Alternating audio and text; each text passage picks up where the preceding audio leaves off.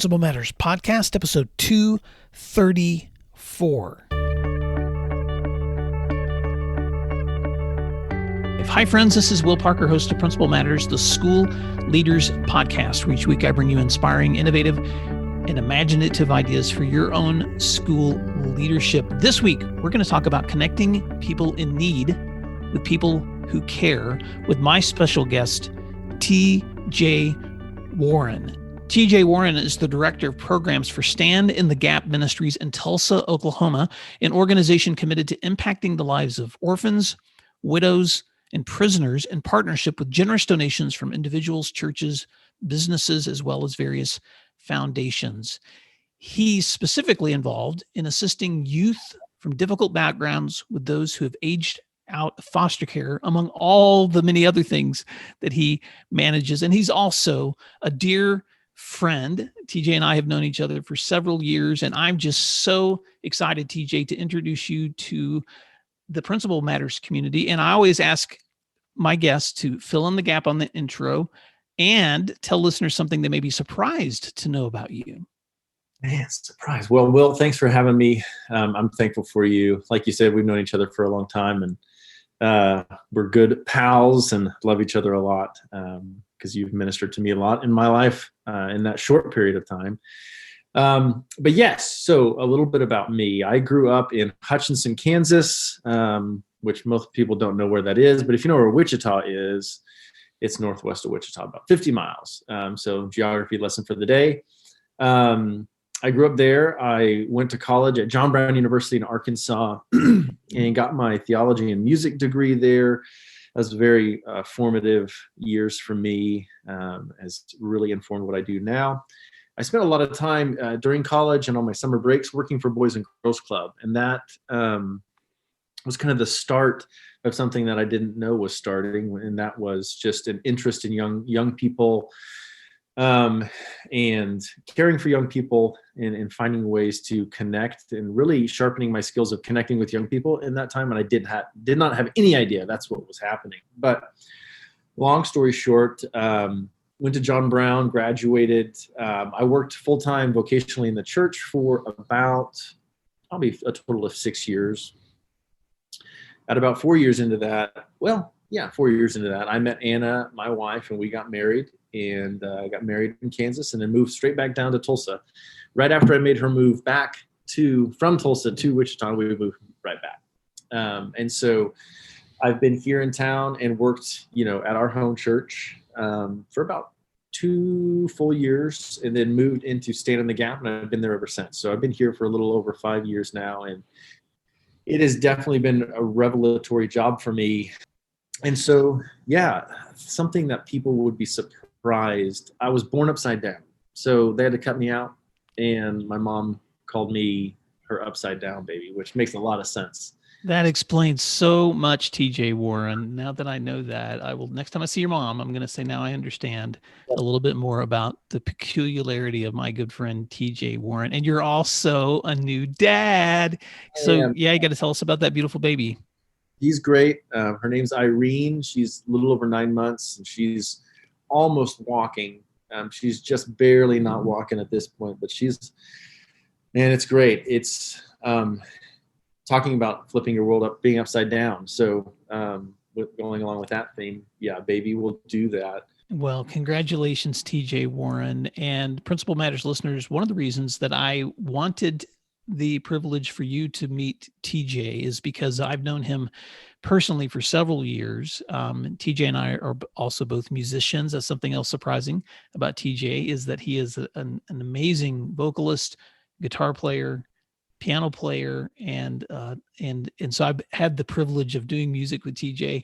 And so I've known you at a personal level, TJ, but I've also admired the work that you do professionally, if that's what you would call ministry, because I know that the area that you work in reminds me so much of what I see educators doing, counselors, teachers, principals, superintendents, engaging with the youth of our communities in ways that enriches their lives and helps them to reach that next step. And so as I've watched you for 4 years with Stand in the Gap Ministries in Tulsa, Oklahoma, I've seen the success stories. I've met some of the young people with whom you've worked, and my heart has just been so warmed by seeing the active role that you guys are playing within our communities. And so I just wanted to have a conversation with you, TJ, as someone who works in a ministry that's specifically engaging kids who have great needs.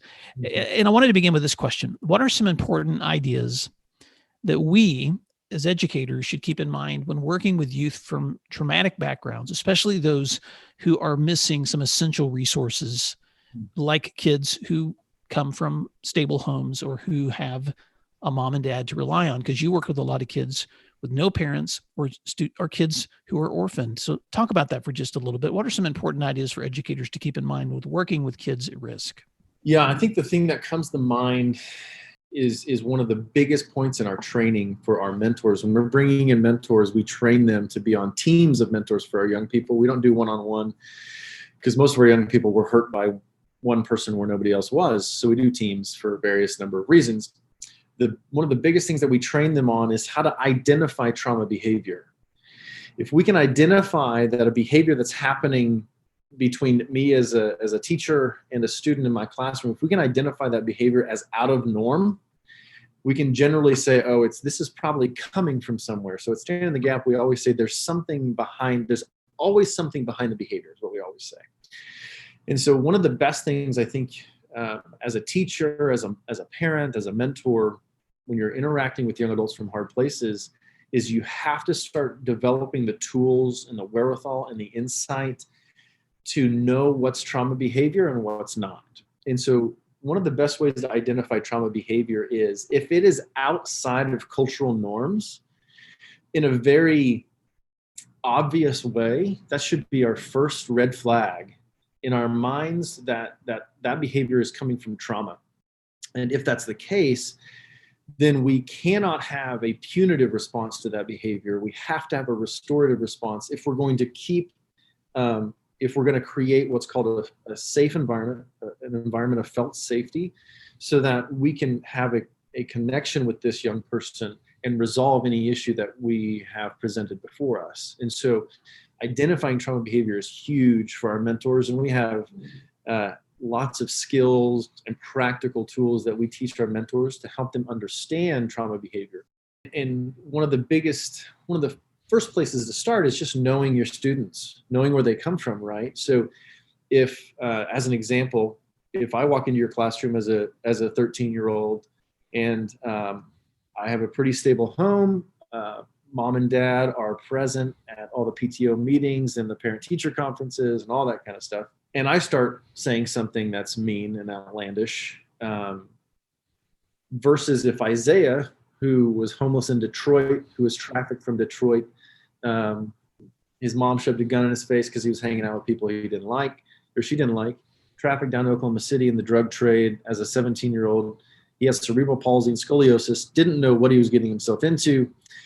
They put him on a Greyhound bus because they realized that he wasn't 18 once he told him that when he was down there, and he just ends up in Oklahoma City and then ends up in Tulsa. So long story short, he gets a Life Launch team, and we've had a great story with him. But if Isaiah walks into your room and says something, you might have a little bit better idea that he might be under a little bit of different pressure than I would be.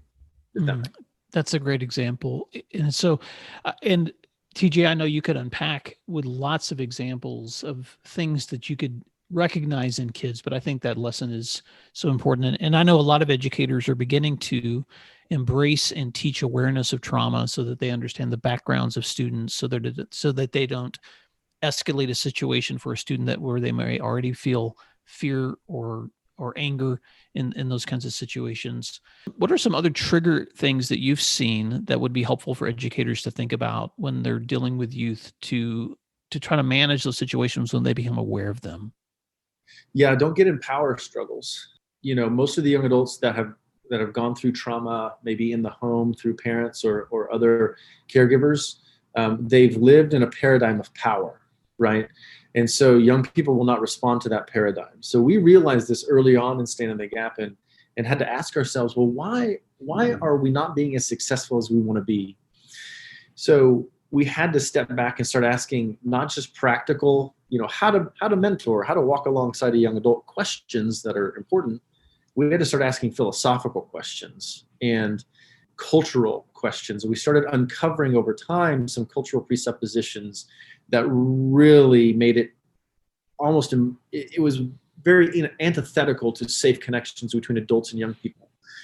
One of those things that comes to mind. So identifying trauma behavior, great skill, working on that. The next thing I would say that's been helpful, informative, that's actually in our training as well and in our program, is this idea of, in our society, respect is earned. So we started thinking about this. Well, that's interesting. If respect is earned, then that means whoever hasn't earned enough respect is in a weaker position. Whoever is owed respect is in a position of power and authority. Unfortunately, in our English language, we have one word that generally means two different things. So we use the word respect, and adults use it as authority. So respect me as your authority. Young adults will use it as respect, as dignity, human value and dignity. And so if we're not communicating correctly. And so a lot of the times what we've seen in Stand in the Gap, here's an extreme story that we would see in Kasdan's case. His mom used to hit him and scream at him while she was hitting him, "I will make you respect me." Right? So that's a microcosm of this cultural presupposition that if adults don't get the respect that they think that they're owed, if you don't respect me as your authority, I will not respect you as a human being. So let's go to a more pedestrian view of that story. You've got a 14-year-old boy. He lives in $1 million home. His dad or mom is a very successful business person. 14-year-old loves chess. Dad loves football. They don't really connect very well on things. So dad's away at business for weeks at a time, doesn't really call the house to check in on his son, kind of neglects his son a little bit. Dad comes home from a long business vacation. He's tired. He walks up the stairs. It's 8:45 at night, walks into the 14-year-old's room. And the first thing he says is, "Why is your room a mess?" Well, 14-year-old boy then proceeds to yell and cuss and scream and throw a fit. And then dad, because he's being disrespected as his authority, grounds the 14-year-old and says, "You can't go out with your friends this week," right? That is the same story in a different paradigm, right? Mm-hmm. And so this is the presupposition that we uncovered, that we said, oh no. We at Stand in the Gap, especially in our Life Launch program, we feel like we are in an epidemic of young people, that young people feel devalued because we've bought into this cultural presupposition that respect is earned.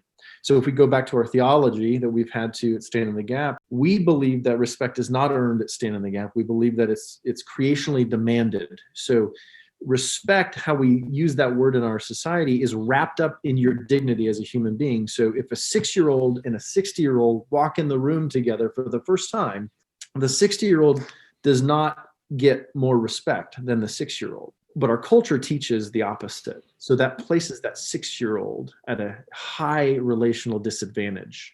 And so what we see is that's transactional relationship. And we want to have a relational connection rather than a transactional connection. So if my connecting with the 6-year-old is helping them earn my respect, I'm not really connecting with them for the sake of who that person is, for the sake of getting a transaction that makes me feel good. So that's a long way around not going into a relationship with young people as if they owe you something that your culture has told you that you deserve, which is actually just a lie. It's not true. We kind of live in this matrix type reality that young people owe us something. And until we get that from them, they need to obey us and listen to us enough until they get that. I love how you unpack that, TJ. And it actually reminds me of a conversation I was just having with my own kids last night.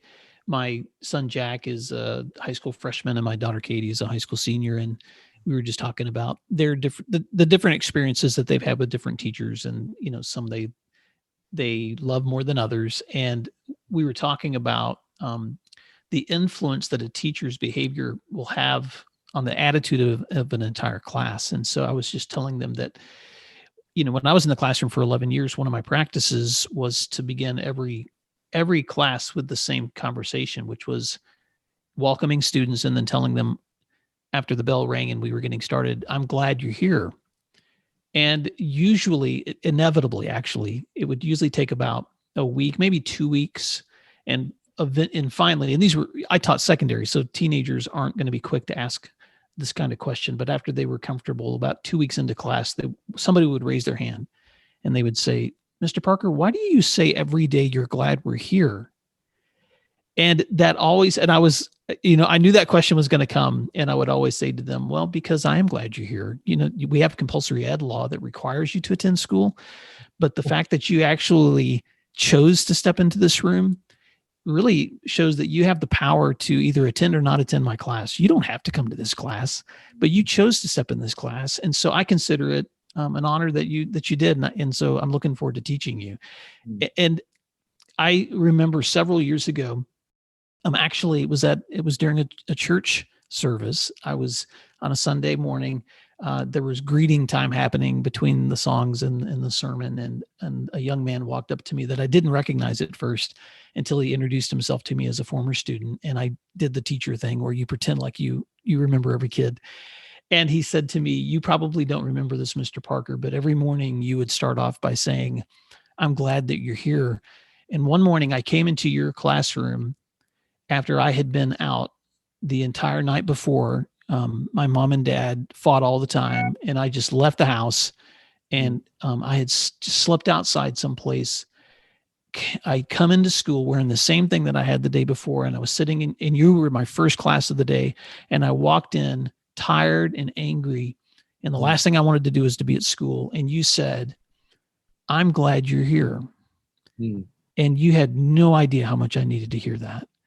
And so, TJ, I just think it's so important for educators to remember that the power that we have for those of us that work in schools, or those of us that work with students like you do, who are outside of school, but you're supporting them in school, the power that we have in our relationships with them when we recognize the dignity that each of them have as well. Yeah, it just makes me think of the power of repetitive routines, of saying the same thing over and over again. If you look at the science behind that, it causes a biological response because they know they're going to hear that every time. There's a biological response that causes calming and relaxation. And so that's just a little thing, but you can use repetitive routines in any way to help mold and care for young people. That's great. I love it. Well, it also reminds me of some research that Dr. Barb Sorrells, who is just such a great resource for children in trauma, and another Tulsa, Oklahoma person that's been a guest on my show a couple of years ago. And in Dr. Sorrell's research, and I've sat in trainings that she's done for our organization here in Oklahoma, she talks about the power of repetitive and consistently, the power of repetitive behavior. And she even tells the story of a 14-year-old foster child that she had taken home. She's had several foster children in her home who she recognized after he had finally begun to trust their care and began to relax in their home environment, wanted to play peekaboo with her. And she was really surprised that a behavior that normally a preschool child would display was being displayed by a 14-year-old. But in the years since then, she's met several kids of that age in other foster families where the same thing has happened. And what she was explaining to me in that was that, Will, there are repetitive behaviors that children experience in stable environments that provide them a lot of consistency and nurture and brain development. And for kids in trauma, a lot of times they missed that completely. They never had those moments. So when they finally find a place of rest and safety, they may actually begin to display some of those childlike behaviors that they didn't get to display because of the trauma they were in when they were younger. And so, Principal Matters listeners, I know you're listening to this with the context of working with kids from all grades. I know some of my listeners work with little ones and some of you work with older students, but in all of those contexts, kids benefit from those consistent expectations in a safe environment. And TJ, I know you've seen that in your work. It's really paramount. I mean, because what we're doing, to use maybe a strange term to some of us, but we're re-liturgizing people. We're reteaching them how to feel safe, especially our young adults from hard places, because as mentors, as caregivers, as teachers, really it's not a demand that we have, it's a privilege that we have. And if we have the right skills, we can reduce dramatically the tendencies of hypervigilance in our young adults. That young man that you talked about coming into your classroom, he's on 9 out of 10 in a stress level, and you probably had no idea. But inside of his mind, he's hypervigilant, he's stressed out, and there's no way biologically, unless you would have, if you would not have said that phrase, he would not have learned anything in that class, because his biological mechanisms are focused on survival and not focused on gathering material and information and categorizing and learning it. And so those repetitive routines are, especially our young adults from hard places, maybe it's you stand at the door and you shake the hand of that young adult, or you do a high five routine, or you have a phrase. What that's going to do over time, it's not only going to reduce hypervigilance in the moment, but the more you do it, what's amazing that we see with our young adults in mentorship is they'll start reorienting around that practice before they even get to you. So this causes a reduction in hypervigilance when they're not even close to you. So if it's Sunday evening and they're looking forward to Mr. Parker's class on Monday, they're thinking about making sure I get that handshake right. And they're already orienting around that safe classroom, even if their home in the moment is unsafe. It's spectacular.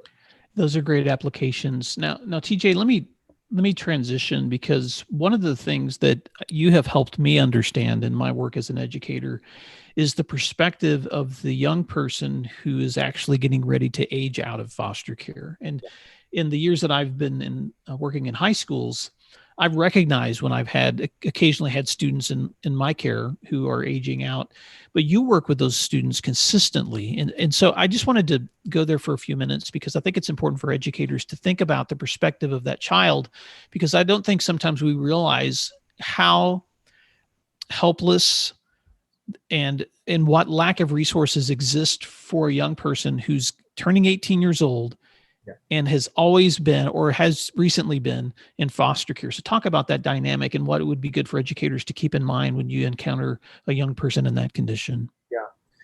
So I'll give you just a example or a story. If we can all think about what's our safe place, right? For me, it's going home. It's cooking with Irie while Anna does some work, and then we sit down and we have dinner together. That's my place. I love it. It makes me feel safe. I feel confident and comfortable. I feel happy. For a lot of our young adults from hard places, school is that place for them. So imagine if you're thinking about your safe place, if someone came up to you and said, hey, in 6 months, you're no longer going to be able to come here anymore. If someone came up to me and said, you're no longer going to be able to cook with your daughter, sit down with your wife and daughter and have dinner and watch her throw food all over her face, and laugh at the new crazy things that she does, it would disable me. I really wouldn't be able to comprehend it. So this is what's happening for our foster young adults, right? And so I think it's really important as educators to be able to identify those young adults as they get closer, and to expect a little bit of unraveling to happen. A little bit of homework not getting turned in, not showing up to classes, maybe kind of having some backpedaling moments, because the fear and anxiety of that is really keeping them from focusing on that specific moment. So just having some grace and patience with those young adults, and realizing, oh my goodness, they're not going to be able to come back when they need to talk to me anymore. So having that understanding is really important with those young adults. And then being able to be connected to organizations like ours, so that you can refer that 18-year-old 6 months before they age out. That is one of our most powerful partnerships, that we partner with alternative schools like Phoenix Rising and North Tulsa, private schools in Oklahoma City like Crystal Ray. We will partner with those schools and find a teacher or a counselor who wants to send us referrals for those young adults, and we'll qualify them before they graduate. The idea is we want to be able to carry on that primary care, so to speak, that a school or a transitional home has poured into this young person out into the community. And we do that by getting a team of mentors around that young person before they leave that place of safety. so that we can cultivate a different place of safety out in the community. That is our goal, because I hear so many teachers like our friends and partners at Phoenix Rising who pour their lives out for these young adults, and then they go back into their neighborhoods and their homes that are unsafe, and they don't make it. And so Stand in the Gap is helping those young adults make it by getting them safe, unpaid adults in their life. So many young adults from hard places, or what we would call a modern day orphan, don't have safe, unpaid people. And that's what we're trying to provide. Well, and I have an announcement for principals, and I'm not going to say something that you don't already know, but I'm just going to say this for emphasis. But I have an announcement to make that the success of a student doesn't happen when they walk across that stage and receive a diploma. That's ultimately the goal of every K-12 educator, is to see that kid be successful. But that success happens if they're surrounded by the right resources and supports that will help them transition from that into what's next. And TJ, that's why your work to me has been so inspiring, is because you guys are so committed to helping identify kids before they're out of school. Yeah. And then also assisting and helping them and providing them with additional support when they finish for that next thing, whether that's work or whether that's trade school or whether that's college, whatever that looks like. And so I know that that's an important wraparound service that you guys provide. Yeah, we solely focus on that relational connection, and we pour all of our resources into those individual teams to make that relational connection with that young adult. And then our other partnerships that we have, like Workforce, for example, they'll come in and they'll pay for our young adults to get their driver's license, which is a huge obstacle for so many of our young adults. Because if you don't have a mom and dad, who's got $200 or $98 to get their driver's license? Mm-hmm. I wouldn't, so we definitely have other partners that we can connect our young adults with, for sure. Well, let's wrap up this conversation, TJ, with some suggestions, because I know that there are listeners of this podcast who are in Oklahoma and they can connect directly with Stand in the Gap, but there's also listeners from across the U.S. and some even outside the U.S. who may be working with students in those same populations. But if I'm that educator and I'm looking for an organization like yours to try to connect my kids in need with another organization that could provide that community support, what are some things I should keep in mind? If I'm in the Oklahoma area, how can I connect with you? And if I'm not, what are some things I should keep in mind when I'm trying to connect my students with help? In Oklahoma, we operate Life Launch currently just in Oklahoma. We are working diligently to fix that and be regionally and maybe even nationwide someday. But in Oklahoma, what you can do is you can travel to our website and you can find the program manager in Tulsa and Oklahoma City, and you can connect with them through their email and phone number. We would love to connect with you and talk about what it would look like to maybe receive referrals from you. Another big heart that we have at Stand in the Gap is not just to train our mentors, but to train other partners. So our training is proprietary. What we've done is we've tried to take a philosophical and theological perspective and partner that with current trauma-informed research and relationally based research. And so we've packaged all of that together in our current Life Launch mentor training. And if you would like access to that and you are in Oklahoma, you can just get online and get it. If you're outside of Oklahoma, you can get online and you can access that. But I would actually love to talk to you if you are a school administrator, a teacher, a counselor, whoever you are, doing whatever it is that you're doing to care for our young adults in our state. Please reach out to me. My contact info is on the website there. It's tj@sitgm.org, standinthegapministries.org. But yes, like I said, we could either partner with you in state and be a referral partner and connect your young adults with our trained and mentors that we oversee. We have a comprehensive team care process every month that we go through for all of our active teams. So we don't just match you and say, hey, we'll see you in 12 months. We have a in-depth care system for our active mentor teams. And so that your young adult that you're referring to us all their mentors are going to be background checked nationwide. They're going to be going through a pretty rigorous referral process as well. And if you're out of state, would love to talk to you, because we are looking to develop our Life Launch training in such a way to where it may not just be geared toward mentoring, but we want to get it in the hands of facilitators and teachers and church workers and whoever, nonprofit workers, so that they can start utilizing this kind of philosophical approach that we utilize. And so please contact me. I would love to. I'll probably talk too much about how excited I am about what I do. So would love to hear from anybody. So, well, TJ Warren, thank you for the work that you're doing for the youth of our communities. I know that Stand in the Gap has helped hundreds of young people. Principal Matters listeners, let me just encourage you as you're continuing the hard work that you're doing, even during this COVID time, that as you keep your eyes open for those kids in need, there are organizations within your community that can provide additional support and wraparound for the work that you're doing. But TJ, thank you so much for the work that you're doing. And Principal Matters listeners, thank you that you are connecting people in need with people who care. And I'll talk to you next week. Thanks, Will. If you'd like other free resources like this one, you can check out all my posts at williamdparker.com.